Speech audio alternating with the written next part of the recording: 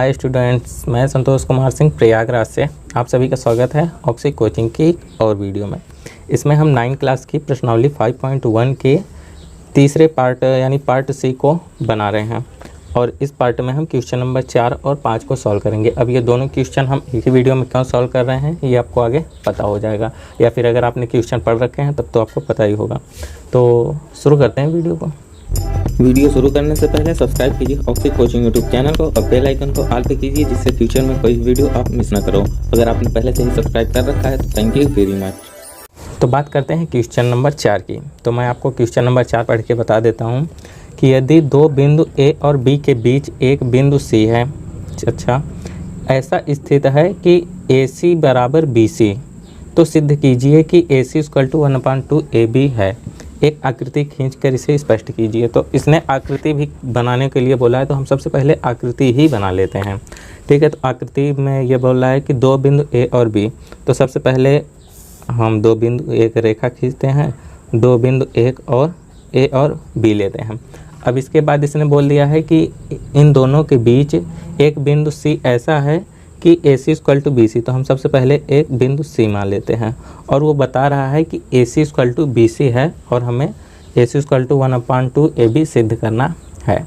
ठीक है, तो अब देखो यहाँ से अगर हमने आकृति बना ली, आप देख रहे हो। अब हम यहाँ से अगर इसका हल स्टार्ट करें तो आप लिखोगे कि दिया है, यानी जो चीज़ क्वेश्चन में दिया है सबसे पहले उसे आप लिख लोगे।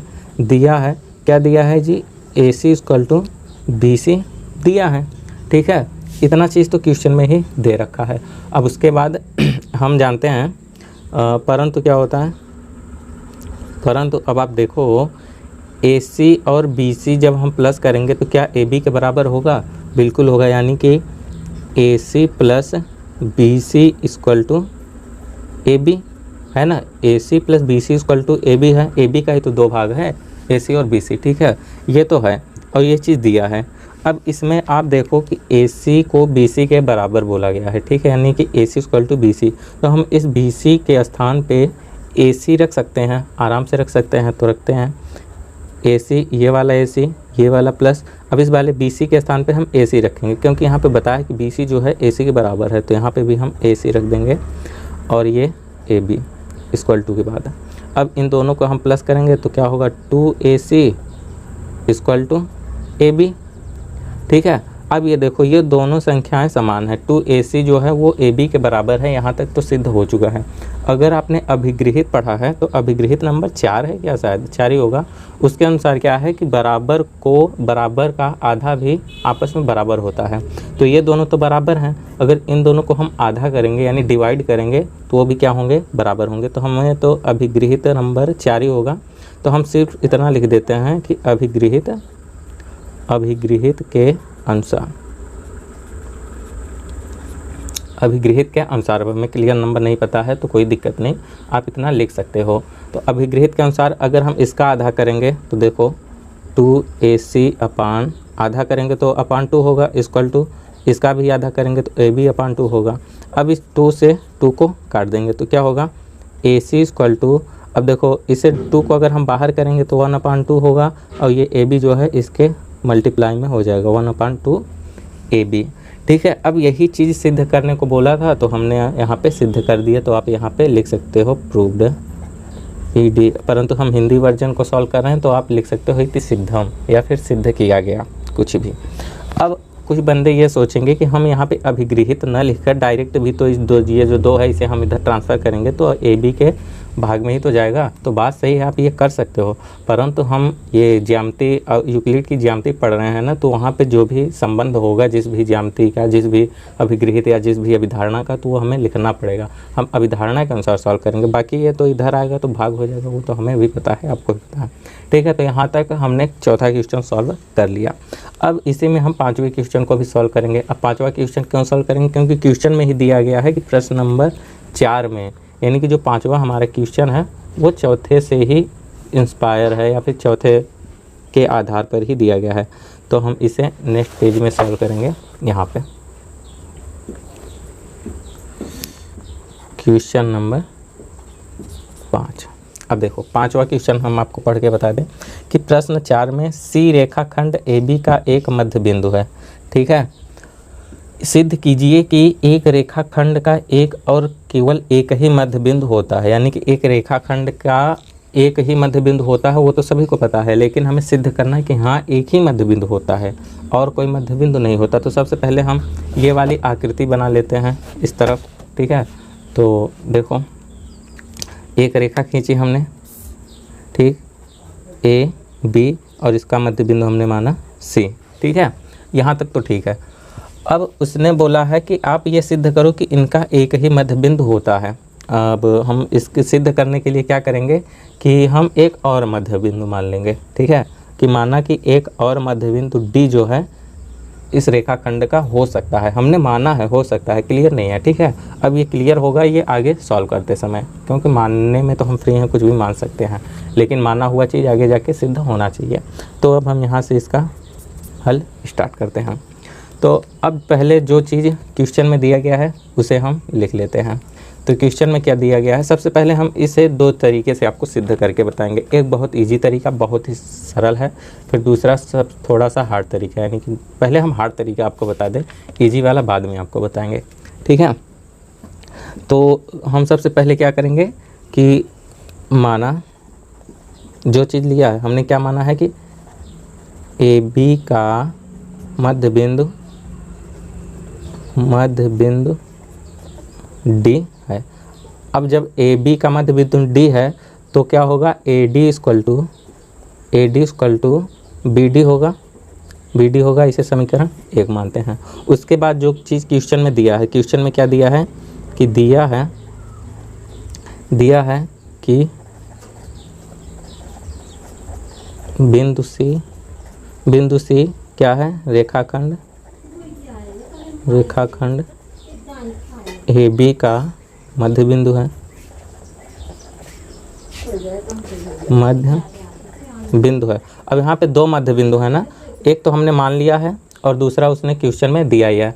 अब जो चीज़ हमने माना है तो उसके अनुसार एक समीकरण बन गया, और जो दिया है इसके अनुसार भी एक समीकरण बनेगा कि अगर AB का मध्य बिंदु C होगा तो AC इक्वल टू BC होगा। लिख लेते हैं AC इक्वल टू BC, ये समीकरण हुआ 2। ठीक, अब सिंपल हम क्या करेंगे कि समीकरण 1 में समीकरण 2 को घटा देंगे। ठीक है, देखो समीकरण 1 - 2 हम सिंपल इतना ही लिखते हैं। बाकी आप ये लिख सकते हो हिंदी में, समीकरण 1 में समीकरण 2 को घटाने पर। आप ये पूरा इतना बड़ा वाक्य लिख सकते हो, हम समय बचाने के लिए यही लिख रहे हैं। तो अब हम जब घटाएंगे तो क्या होगा, यानी कि 1 में से 2 घटा रहे हैं ना, तो मतलब AD माइनस AC होगा, AD minus AC equal to, अब BD माइनस क्या होगा, BC, BD माइनस BC। ठीक है, ये बड़ा वाला रास्ता है। उसके बाद हम आपको इजी रास्ता बताएंगे कि थोड़े से में ही आप सॉल्व कर पाओगे। यहाँ पे क्या है कि यहाँ पे क्या लिखा है, AD माइनस AC, यानी कि अगर हम अपने रेखा पे आएँ तो क्या है, AD माइनस AC। अब आप देखो तो क्या दिख रहा है कि AD जो है वो कम है और AC जो है थोड़ा सा बड़ा है, क्योंकि A और C के बीच में ही हमने D माना है। तो क्या होगा, अगर AD में से AC को घटाएंगे, यानी कम में से अधिक को घटाएंगे, तो माइनस में क्या बचेगा, DC बचेगा, यही बचेगा। तो हम इधर AD माइनस AC के स्थान पे क्या लिख सकते हैं, माइनस DC। ठीक है, इक्वल टू, अब यहाँ पे क्या है, BD माइनस BC। फिर से अब हम रेखा पे आ जाते हैं, तो BD माइनस BC लिखा है, देख लो एक बार फिर से, BD माइनस BC। ठीक है, अब BD यानी कि ये BD जो है वो बड़ा है। अब BD माइनस BC यानी कि बड़े में से हम BD में से हम BC को घटा रहे हैं, यानी कि बड़े में से हम छोटे को घटा रहे हैं। अगर बड़े में से छोटे को घटाएंगे तो प्लस में DC बचेगा। ठीक है, तो वही हम इधर लिखेंगे प्लस DC, हमें प्लस लिखने की आवश्यकता नहीं है। अब इस DC को इधर ले आएंगे। ठीक है, नहीं, इस DC को उधर ले जाओ, क्योंकि ये माइनस में उधर जाएगा तो प्लस में हो जाएगा। तो कितना होगा, 0 इक्वल टू DC। अब ये वाला DC उधर जाएगा तो प्लस DC। तो ये दोनों DC मिल के क्या होगा, 2DC, 2DC इक्वल टू 0। अब इस 2 को हम इधर मल्टीप्लाई में कर देंगे उधर, तो DC इक्वल टू क्या हो जाएगा, 0 हो जाएगा। अब देखो यहाँ जैसे ही DC इक्वल टू 0 हो गया, यहाँ पे सिद्ध हो गया। यानी कि हमने यहाँ पे क्या सिद्ध कर दिया, DC इक्वल टू 0, यानी D और C के बीच की जो लंबाई है वो कितना है, 0 मात्रक है। यानी कि अब फिर से इधर आ जाओ अपनी रेखा पे, देखो डी और सी, ये डी और सी की लंबाई तो कुछ ना कुछ तो दिख रही है ना, यहाँ पे हमने जब माना तब तो कुछ ना कुछ दिख रही है। अब क्यों दिख रही है? क्योंकि हमने अलग मान लिया।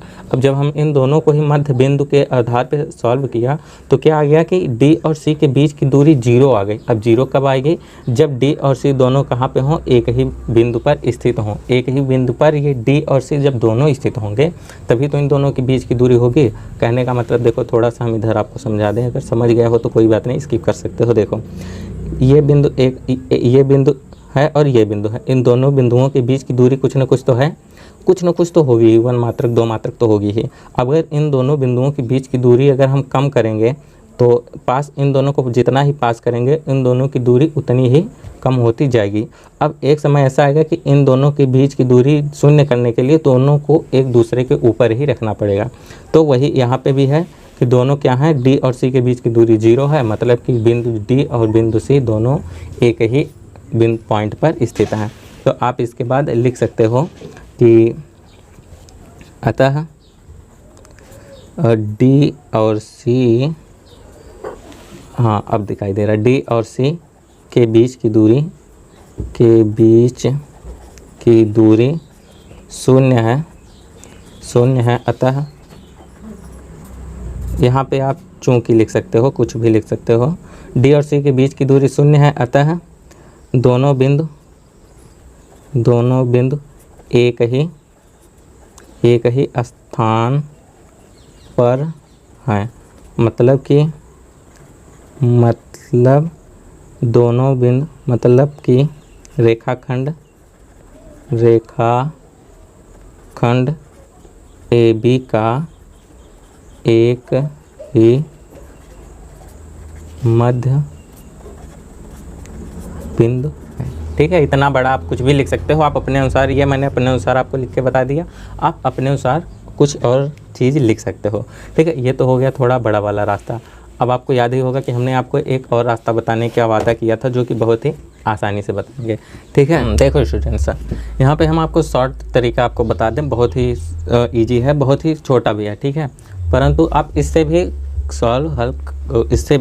सॉल्व कर सकते हो, आपको कोई प्रॉब्लम नहीं होगी। तो देखो कि किताब में क्या दिया है, AC = BC इतना दिया है। ठीक है, नहीं ये चीज़ छोड़ दो, ये चीज़ भूल जाओ।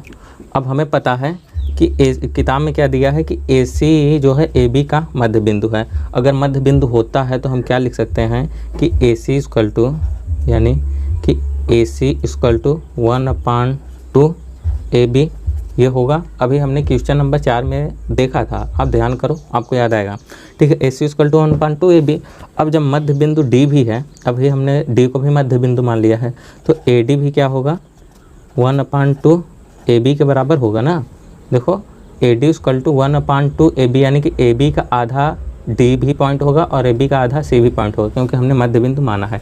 ठीक है, अब AC भी 1/2 AB के बराबर है और AD भी 1/2 AB के बराबर है, तो क्या AC और AD आपस में बराबर नहीं होंगे? बिल्कुल होंगे। ये अभिगृहित या फिर अभिगृहित के अनुसार ही है। अब कौन सा अभिगृहित है ध्यान नहीं आ रहा। तो देखो AC = AD हो गया। ठीक है, इसके अनुसार देखो ये भी 1/2 AB है और ये भी 1/2 AB, तो AC = AD। अब AC तो लिखा ही रहने दो, अब AD पे थोड़ा गौर करो। AD यानी कि AD, यानी कि AD कहने का मतलब समझ रहे हो। AD को क्या लिख सकते हो? AC - DC।